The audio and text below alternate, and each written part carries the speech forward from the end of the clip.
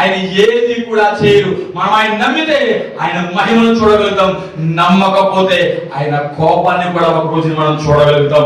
ఈ విషయాన్ని మనం గుర్తుపెట్టుకోవాలి. నువ్వు ఆయన ప్రేమను చూడాలనుకున్నావా, ఆయన రక్షణలో నిలబడి ఉండు.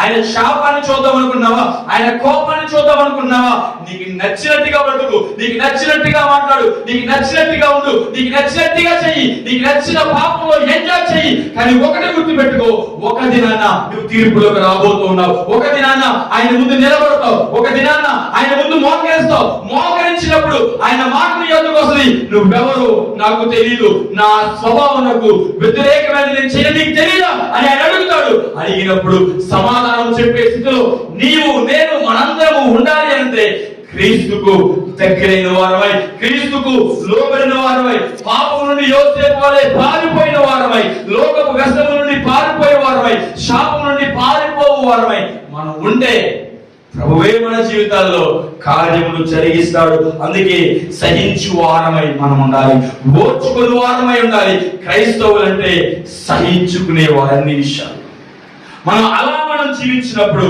ప్రభు మన నోట నుంచి ఆయన మాట ఏది బయటకు వచ్చినను ఆ వాక్కై ఆయనే మారుతాడు.